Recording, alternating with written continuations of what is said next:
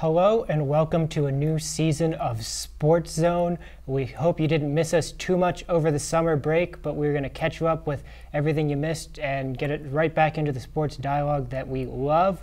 We're going to kick it off like we always do with the important stuff. Studio 90, I'm joined by Jessica and Aaron, and we're going to be bringing some seriously hard-hitting analysis in this particular segment. We're going to mop up a lot of the transfer market, which occurred this past summer, and I think we'll start right there.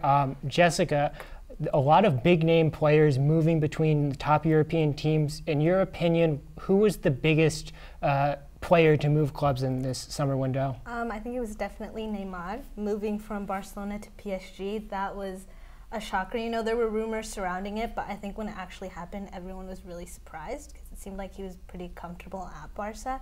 I mean, I understand that he wants to grow and kind of carry a team, and he couldn't really do that there. So, but still, very shocking. Yeah, Neymar growing his star in Paris. It'll be interesting to see what he does, making Paris his own. He's already started very well, acquitting with his new teammates. Aaron, do you agree Neymar is a big transfer, but who else was a big player changing places? Yeah, obviously Neymar being the biggest transfer of all time, but a guy for me who's been huge for his team so far and was a great transfer was Romelu Lukaku for Manchester United. I mean, after Zlatan went out with that injury, he's going to be out till January. They really need to get a striker in there, somebody who can score goals game to game. And they got that in Romelu Lukaku. There were questions beforehand whether he could do it for a big club. He had been in Everton for a long time, but I think he's silenced those doubters so far with the start of the season he's had. He's been absolutely brilliant, and he's been a great target striker for them, and he should continue for the rest of the season like he's doing. So definitely Lukaku was a huge transfer. Yeah, as you mentioned, a lot of question marks surrounding Lukaku, whether he could be a big club player. He had, originally was obviously Chelsea was his parent club and had gone out in a series of loans because he failed to impress. But as Aaron touched on, he's really impressed in the first couple of games of the Premier League scoring lots of goals and looking really fluid at the top of that Manchester United strike force, which is just tearing up the league right now. But those two are big players that moved, but a player does not make a team. So now I'm going to get you guys to weigh in on teams collectively who made the smartest moves in the offseason to sort of get their teams where they need to be at the next level. So we'll start with you, Aaron, the team who improved the most in the transfer window. Well, I hate to say this as a Manchester United fan, but for me, Manchester City extremely improved. Definitely their weakness last season was their defense, and they spent a lot on defense. They got Kyle Walker, they got Danilo, they got Mendy, and I think that definitely helps them improve. They also got they got Silva, they got a bunch of other creative players, and you've seen at the start of the season how they've been. Took them a little slow to start off, but last weekend they beat Watford 6-0. So you can definitely see how their transfers have improved their team. Yeah, Pep Guardiola finally getting to stamp this team, getting the players that he wants, and you can see they're playing the type of soccer that Pep Guardiola has been associated with from his times with Bayern Munich and Barcelona. So Manchester City also as a team is looking really good in this early season. Jessica, do you think there's another team who did well in the transfer window to improve? I was actually also going to say Manchester City. I thought that they did a really great job, especially considering last season they kind of started to fall off towards the end, and they are coming back. I'll pose a different team here, and I'll say PSG. That seems to be a bit of a cop-out answer, but they did get Neymar. They also got the young French starlet Kylian Mbappe, so now their attack force looks really good. They also got a really underrated transfer, in my opinion, Dani Alves coming for free from Juventus. That may have actually also influenced Neymar's coming to Paris, as those two are very close friends. But PSG, this may be the year that they compete in the Champions League. Remains to be seen. Well, that was the transfer market over the summer, but also a big storyline is the World Cup 2018. Teams are finally starting to book their places, and we have 2 qualifying games left for most teams. And a bit of a surprise, some teams you would expect to be doing really well, like the United States in a fairly easy CONCACAF region. Teams like Argentina and Chile, who are usually always there at the end of the day, are really struggling. So I think we'll start with the United States, who right now are sitting in 4th place in their group in CONCACAF after a shocking loss to Costa Rica and a really uninspiring draw on the road against Honduras. We'll start with you, Jessica. The U.S., whether it's Jurgen Klinsmann, whether it's Bruce Arena, they just really don't seem to be playing very well right now. What do you think the quick fix is for them? I think that it's definitely something where we would have to look at the players they're calling up. I think there should definitely be a change in the strategies they use. And I think overall, though, the U.S. will get their team together by the time the World Cup comes around. I think they will end up qualifying because I don't really see them not doing that. I mean, they have pretty easy games here on out. Yeah, Trinidad and Tobago and Panama you think would be winnable games. Aaron, a criticism that could be levied on Bruce Arena is that he's relying too much on older players and that there's not a lot of young players, aside from Christian Pulisic, breaking into the next cycle, and they're not really creating the next generation of American players. Do you agree with that criticism? I would definitely tend to agree with that. I mean, I think that the U.S. team, they haven't been playing well, and they definitely need to bring some new players in because it's just not working right now. I mean, you look at the defense, it was definitely in shambles versus Costa Rica. Both those center backs looked bad. Omar Gonzalez, Tim Ream, they definitely need to change that up. And there are guys out there who he's not calling up. For example, Danny Williams, who's been playing for Huddersfield, that they could definitely call up to change some things. So Bruce Arena can definitely call up some new players to change it. Yeah, it seems like he's missed the window a little bit in terms of bringing young players in, which is unfortunate because, as Aaron touched on, there's a lot of great young players there to be included in the talent pool that's unfortunately not happening. As I touched on, Chile and Argentina are both on the outside looking in the South American qualifying region. It'll be interesting to see it looks like only one of those two teams is automatically going to qualify, but that'll be stories for us to follow later. We'll have a lot more in terms of the Premier League, La Liga, Champions League next week on SportsZone. Stick around for more SportsZone after this. Hello, welcome back to SportsZone. This is our premier NFL segment, Going for Two. I'm joined alongside with Vince Salandro. I'm Ryan Siegel. Vince, lots to talk about here in week 2. Most particularly, some openings of a season for two teams in particular that were affected by Hurricane Harvey. You have the Miami Dolphins against the Los Angeles Chargers in the StubHub Center, home of the LA Galaxy normally, until they get their new stadium in Los Angeles. But the story of that game was really a kicker. Younghoe Koo, I'm assuming that's right, the new kicker for the Los Angeles Chargers has now lost them 2 games. Vince, how is he still kicking in the National Football League? Yeah, we saw last year with Robert Aguero a similar situation. If you can't make kicks, it doesn't matter how young you are, you got to go. And that you got to feel for a guy like Phillip Rivers. Gets his team in position. Week 1 blew the game for him with a low kick from 43 yards that he should be making that gets blocked. Gets him in position again, a 46-yarder against the Dolphins. A chance to open the era of the LA Chargers and just doesn't get the job done. I mean, 2 strikes and you basically should be out at this point in time. Those are 2 games that you've blown for your team. I think Chargers this week, you wouldn't be surprised if they start looking for a kicker. Yeah, you have to feel for Anthony Lynn, driving his team into field goal range. They had the chance to win the game, and his career long is only 41 yards. In the NFL, that's just purely unacceptable. Then swinging to Tampa Bay, who opened their season this week with a dominating performance, 29-7 over the Chicago Bears. Vince, is this something that we're going to come to expect from Jameis Winston and the Buccaneers? I think it was interesting. You can't expect this every week because the Chicago Bears are in the bottom in terms of NFL teams, but it's got to be exciting for a Buccaneers fan. You see Deshaun Jackson and Mike Evans on the same team, and you got Jameis Winston hitting on all cylinders like they did. But like I said, I'll caveat it. The Chicago Bears are not a great team. This is a good one in terms of getting excitement, but I don't know if we can expect this to be the norm. I think the Buccaneers will certainly contend in that division, which is a little bit weak in terms of teams behind Atlanta, but I don't know if this can be the standard of performance. Yeah, well, swinging to strong performances in a stronger division, you have the AFC West, which a couple of years ago was the worst division in football, and you could get into the playoffs with a 7-9 record. Now you have 3 teams sitting at 2-0. You have the Denver Broncos, who beat the Dallas Cowboys in what was kind of viewed as a shocking game to everybody. You had the Oakland Raiders take it to the New York Jets, which is just expected with the New York Jets these days.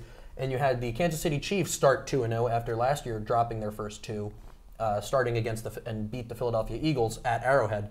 So Vince, of these three teams in such a powerful division, which team do you see actually emerging with the division title?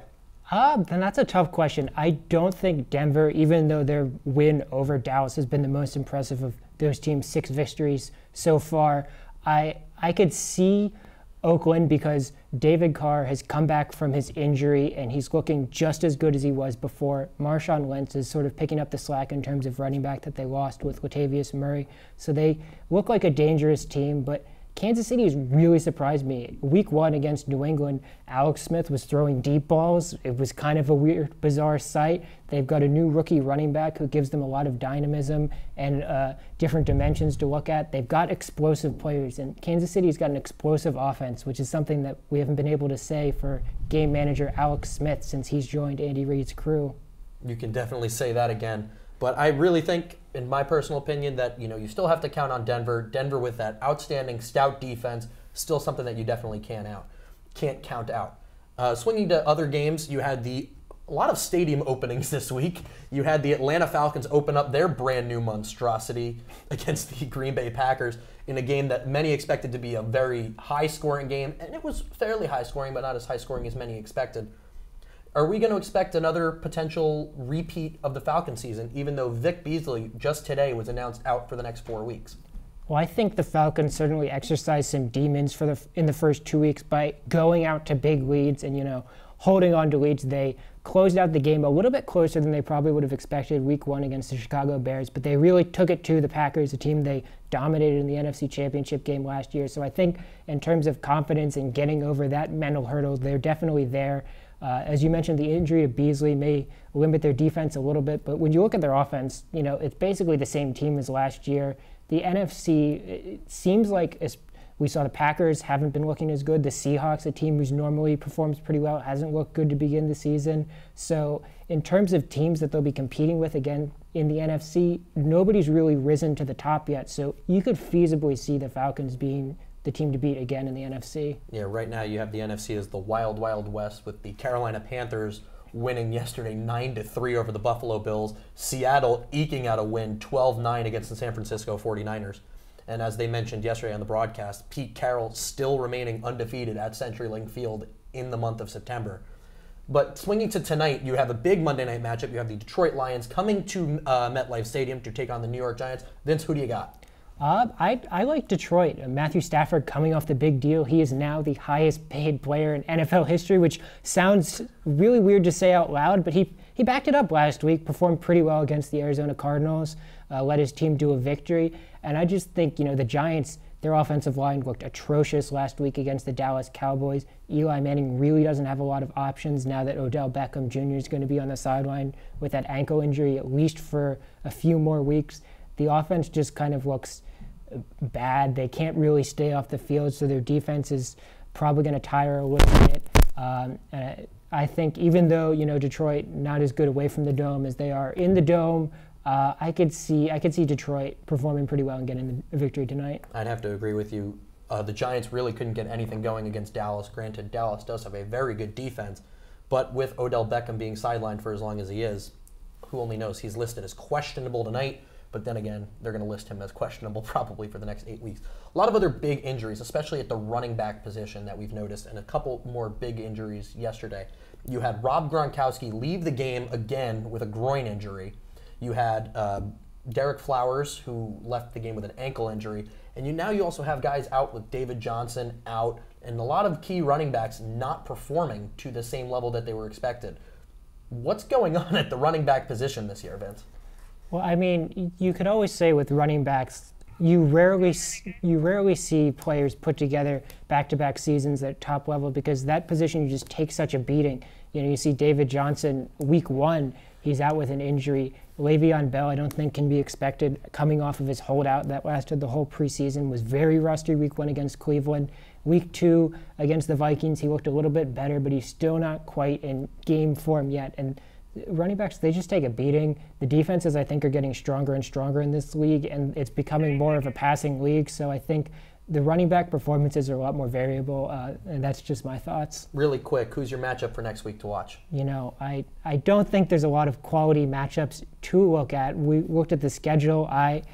Not a lot of jumping off the page, I've got to say I've got Giants, Eagles at Philadelphia at Lincoln Financial Field. Should be an interesting matchup. One that could set up.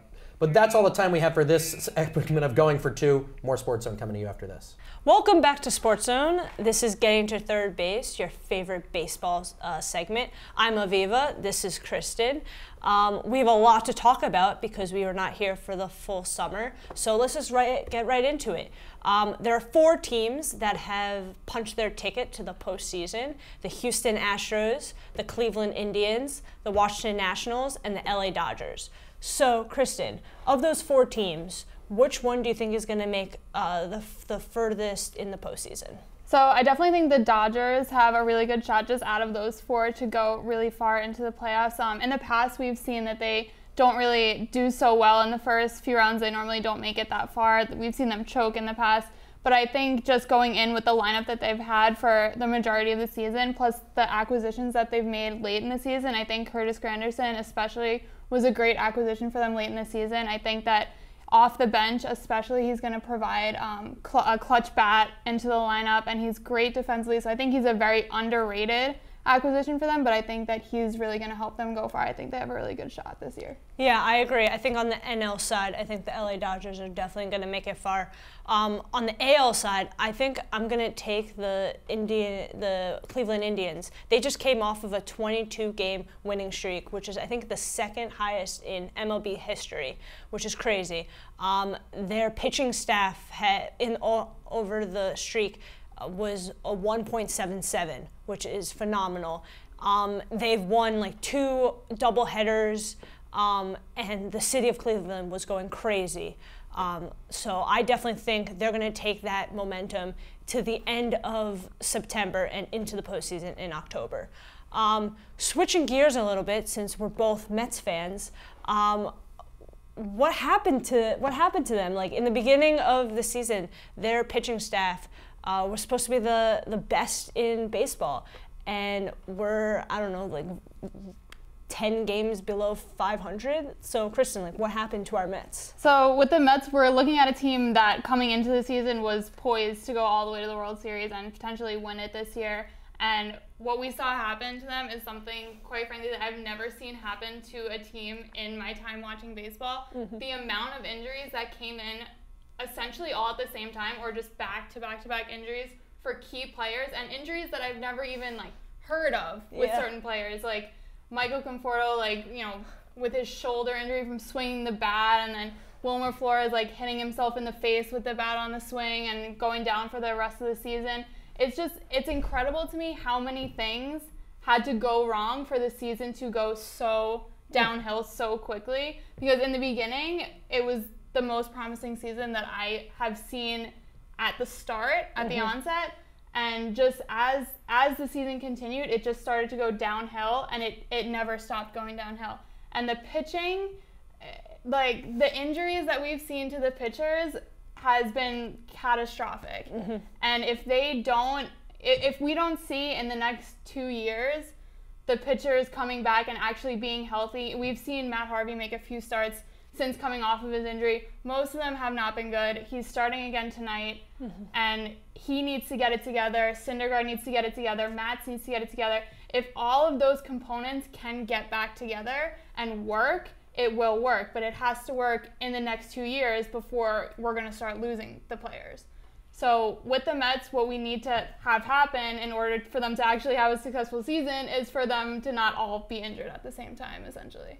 Yeah, the only starting pitcher that was in the starting 5 in April that's still pitching now is Jacob deGrom. So that's definitely saying something, that the other 4 have gotten injured pretty early in the season as well. So that was definitely started the downhill for them.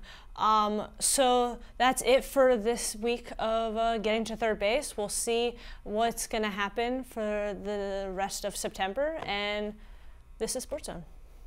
Hello, welcome back to SportsZone. This is our premier college football segment. Unfortunately, we've never been able to name this, so it's just our premier college football segment. Lots to talk about, obviously. I'm joined once again by Vince Salandro. Just in, Odell Beckham has announced that he is active tonight. He will be playing against the Detroit Lions. We'll see how much playing time Ben McAdoo gives him. But anyway, swinging back to Saturdays and Saturday football. Lots of interesting matchups. A couple key upsets. You had San Diego State upsetting number 17 Stanford 20-17. You had Memphis once again for the third year in a row knocking off a ranked team in UCLA 48-45 at the Liberty Bowl. And you also had other obviously key upsets, but I would say those two were definitely the biggest two of the week. Vince, after watching the Memphis UCLA game, what stuck out to you in that Memphis win?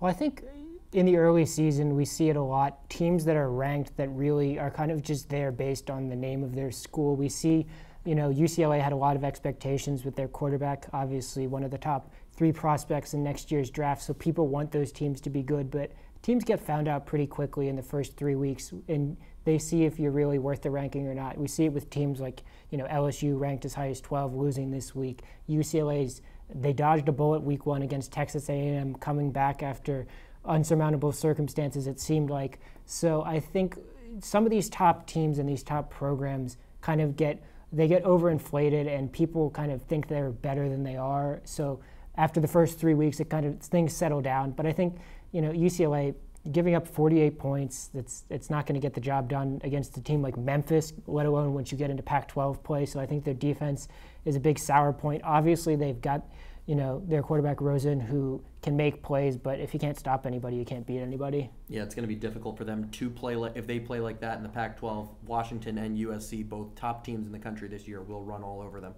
Speaking of USC had a little bit of a gut-wrenching moment out at the LA Coliseum, beating Texas barely by a field goal, by a Matt Bormeister field goal in double overtime. Vince, this Texas team lost to Maryland in the beginning of the year. What happened with USC and one of the top quarterbacks in the country, Sam Darnold? Yeah, this is an interesting one. I think a lot of what I said about some of the earlier, teams being rated too highly applies here. And I think Texas, they were ranked in the preseason, but I don't think, their new coach coming in from Houston, he didn't have them ready to play week 1 against Maryland. But I think you're seeing this team is going to be pretty good this year, this Texas team. They're not, going to be on the fringes. I think they'll be ranked, anywhere from 18 to 25. They're not going to be a top team in the country, but they're a good team. And I think USC, people always want USC to be good, and they haven't been very good for a while. Now they've got all this excitement around Sam Darnold. This is his year before he goes to the NFL, so this is really their year to be good. But I think, you can kind of look past early season matchups and you want to get into the conference play, and maybe something like that happened with USC. Yeah, conference play is starting in the next couple of weeks for a lot of teams. Top 4 teams kind of staying for the most part in place, especially the top 3. You had Alabama taking care of business against Colorado State. Why Colorado State was on the field with the Crimson Tide's a different story. You had Ohio State taking care of business against Army. You also had number 2, Oklahoma, taking care of business, and you had Clemson also winning in their matchup. But now, with the shocking the way USC played against Texas, Penn State has moved into the number 4 spot. Penn State been playing very good football, relying on Trace McSorley and Saquon Barkley. They're kind of 1-2 punch. Vince, how far do you think Penn State could take it this year for the defending Big Ten champs? I think the sky's the limit for them. They've got 2 legitimate Heisman contenders on their team, and they can beat you in 2 different ways. Their running back's super dynamic, but their quarterback, no slouch. Their quarterback, they run, a bit of a read option type offense, and that is really dangerous in the college game. You see, so I think the Big Ten maybe a little bit down. We saw Ohio State really couldn't handle themselves against Oklahoma, coming to the Horseshoe and beating Ohio State. Michigan State is a team that usually competes in the Big Ten. They're not very good this year. So I think with a lack of other quality competition, Penn State can really push. And maybe, they won the Big Ten last year and felt slighted that they didn't get a spot in the playoff. I think they can definitely, if they take care of business, they'll definitely be a playoff team this year. Well, definitely all eyes will be on Happy Valley when it comes time for Ohio State weekend out in Beaver Stadium. Definitely it'll be something, quite a sight to see. But right now our top 4 going into the playoffs, you have Alabama sitting at number 1. No surprises there. You have Oklahoma sitting at number 2. Clemson, defending national champions, at number 3. And now Penn State sitting at number 4.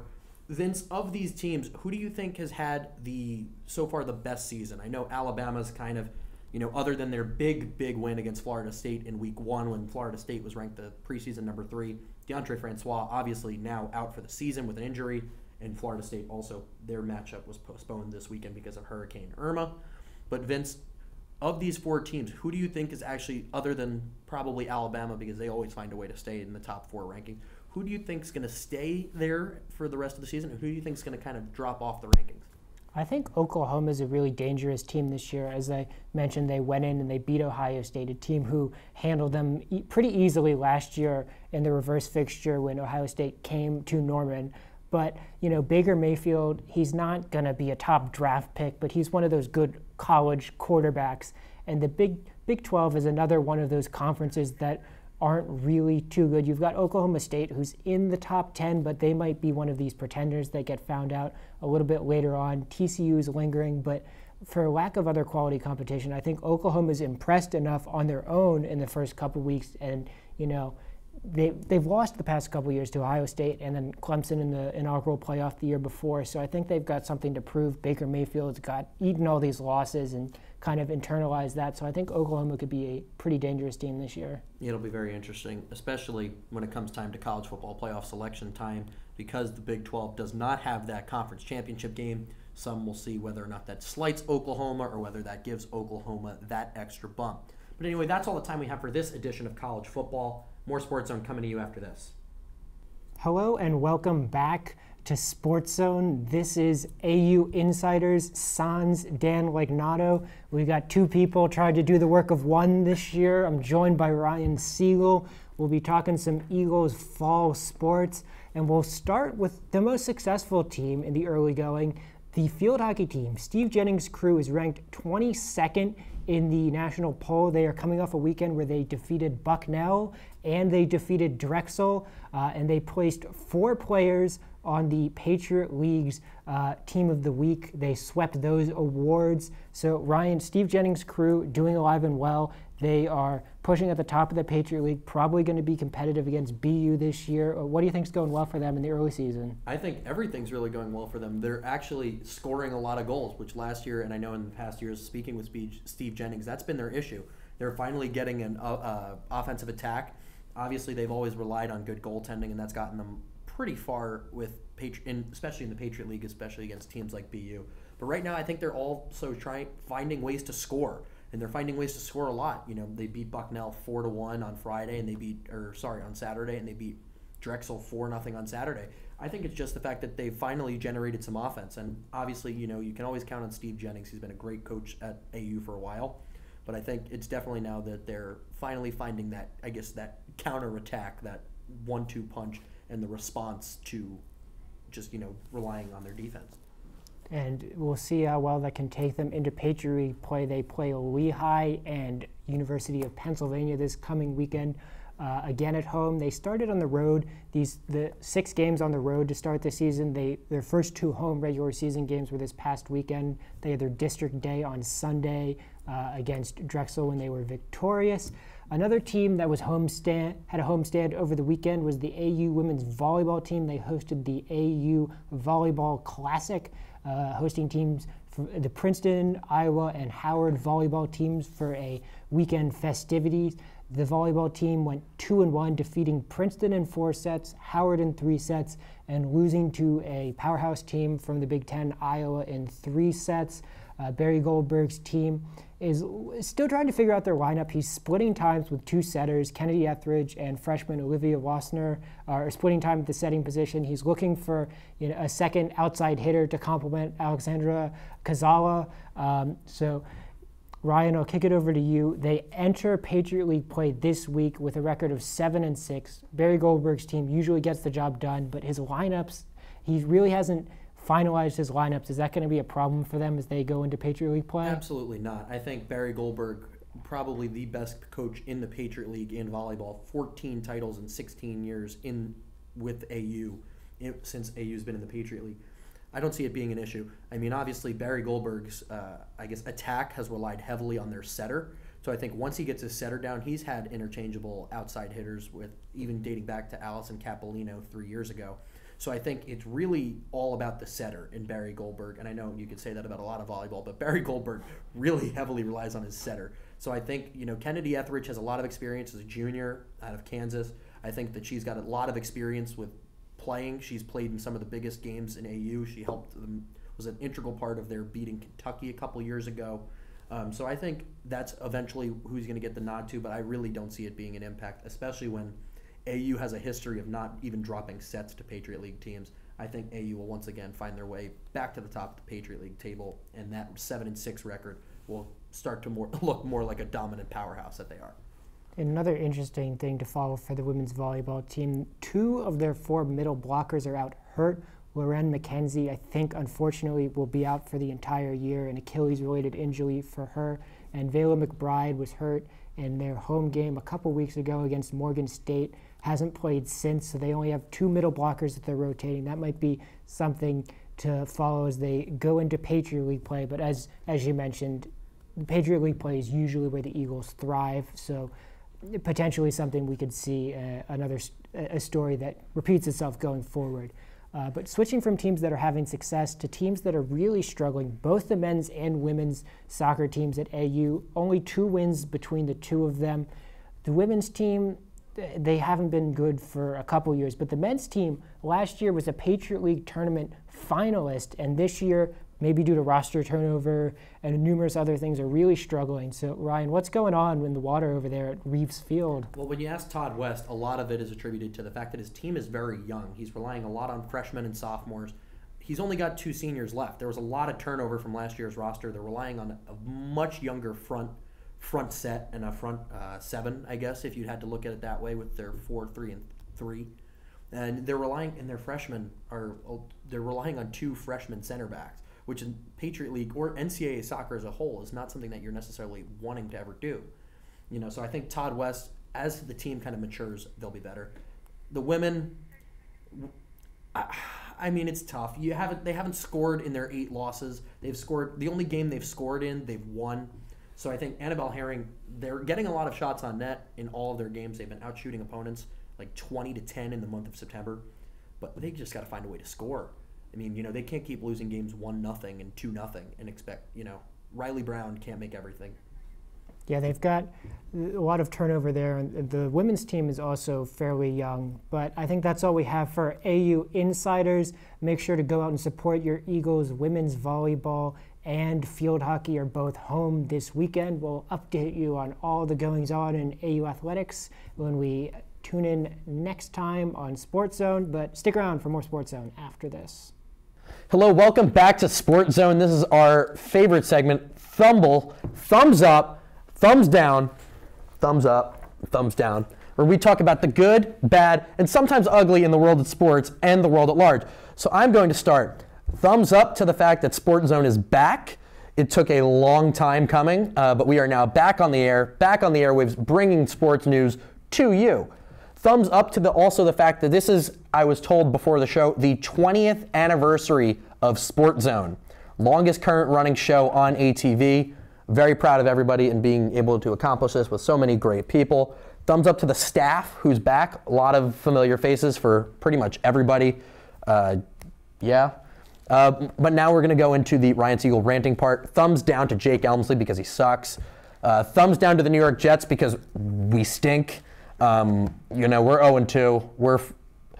To reverse former host Deepak Bhagat, we are still 0-16, first pick bound, because that's probably going to be the New York Jets' fate this year. Thumbs up to my fantasy baseball team. I did not think I was going to be doing this well, but I am now in the finals against former host Dylan Choate. So still amazed how I've gotten this far. Kristen judged me for my first round pick. She took Noah Syndergaard at number 1. See how well that worked out for her. But I don't know. She's also best friends with Curtis Granderson now, so kudos to her. Thumbs up to the New York Rangers and hockey starting up again. Unfortunately, there will not be an ice time segment this week because training camp literally just opened last week and there's not much news to report. Other than thumbs up to the Las Vegas Golden Knights last night for scoring 9 goals in their NHL debut. Granted, they were playing against the Vancouver Canucks D-League team, but they were still 9 goals. Tyler Wong is probably going to make the roster after scoring 3 goals in his NHL debut. It'll be very interesting to see how that works. They go to the Colorado Avalanche later this week. Thumbs up to the Washington Capitals because I am once again gainfully employed by the Washington Capitals. Thumbs up also to AU Athletics. I'm the new liaison for them. Dan Lignato, who is, not going to be here as much as he is, he's still with us, but not as much as he used to be.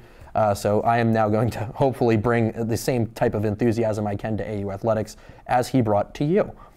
Other than that, thumbs up to the fact that we're all back in school. And I'm going to throw it over for the fun ones to Cody Cohen.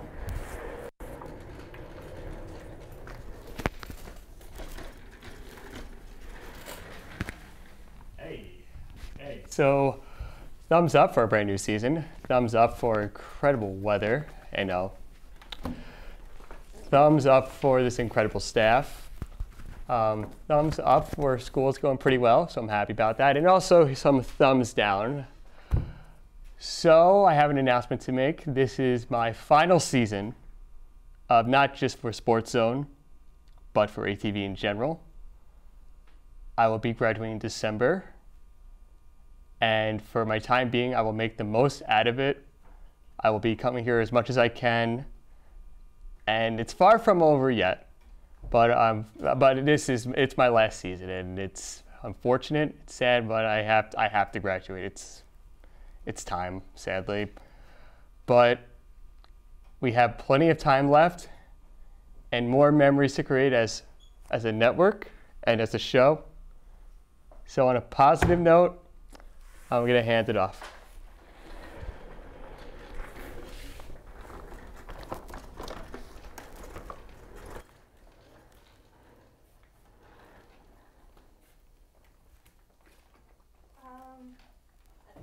So, thumbs up to being back in school, I guess. Thumbs up to the nice weather.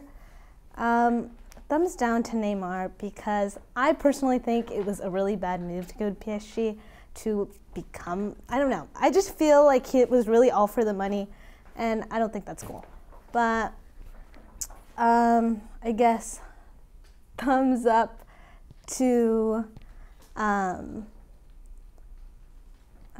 don't know, have any more thumbs. Okay, here's Aaron.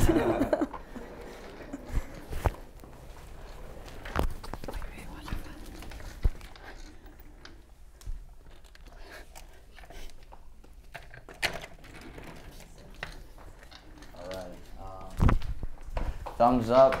We're back in SportsZone. Happy to be back. I'll throw a thumbs up to Neymar because he's making $50 million a year. I mean, if I had the choice, I would probably move to make $50 million a year. Also, thumbs up to Manchester United, who are playing really well right now. Got the 4-0 win this weekend, which I was really excited about. Let's see. Thumbs down to the ESPN player NBA rankings. They ranked Lonzo Ball over Carmelo Anthony. So you've got a guy who's never played a game in the NBA versus a perennial all-star, one of the best scorers in the league. Doesn't really make sense. Let's see, what else? Ooh, thumbs up to Atlanta United, who set the MLS record for attendance playing in the new Mercedes-Benz Stadium. 70,000 came to the game. The MLS is growing year by year, which I'm really excited about. And yeah, I'll throw it over to Kristen.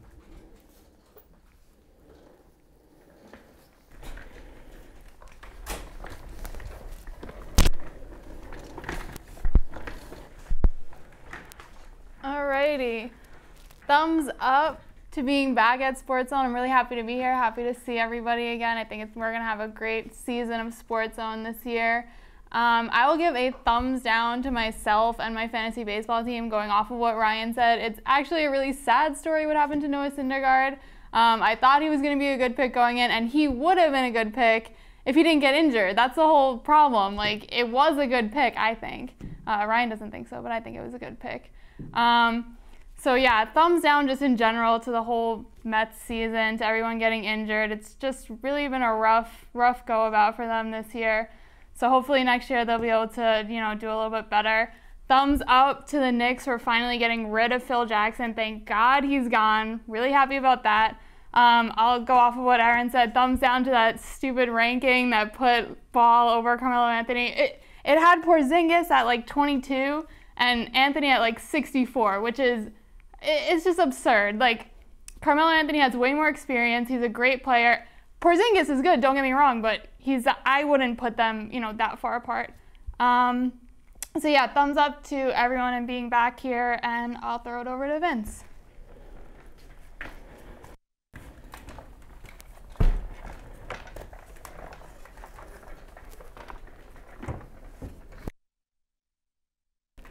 All right, I will throw a thumbs. We'll go thumbs down straight off the bat. To me, we literally just filmed the NFL segment, and I was talking about how Odell Beckham Jr. is going to be out for however many weeks. It was announced he's going to play tonight, so now I just look like a darn fool. We'll go thumbs up. SportsZone is back 20 years, as Ryan said to open the segment. It's pretty awesome. Excited for what we can do this year. Hopefully we can grow. Apparently the time slot doesn't work with everyone as well as we initially thought, so that's always interesting. We'll go thumbs up. We'll throw a thumbs up to Arsenal.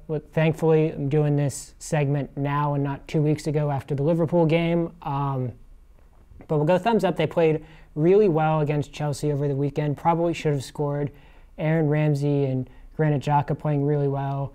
Nacho Monreal playing really well too. And Sead Kolasinac is quickly becoming my top pick. If there was a fantasy league for people you would want to go into a street fight with, Sead Kolasinac would be at the top of my list. That dude is a tank. We'll go thumbs up to the Steelers. They've won their first 2 games while playing really pitifully.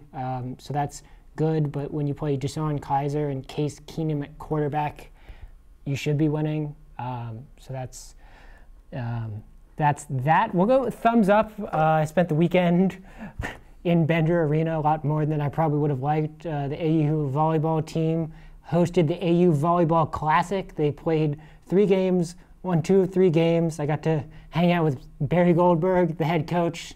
Nice guy. The team did pretty well. So that, we'll throw a thumbs up to them. We'll throw a thumbs up. The field hockey team won a couple of games this weekend in their home opener. So they're doing really well. I think that's all that can come to me. So for everyone here with SportsZone, for Kristen, Aaron, for Jessica, we had Cody had to run off to class, Ryan, Dan was here for a period of time, didn't see him on screen. Justin was here earlier in the day, didn't get any airtime. We will see you next time.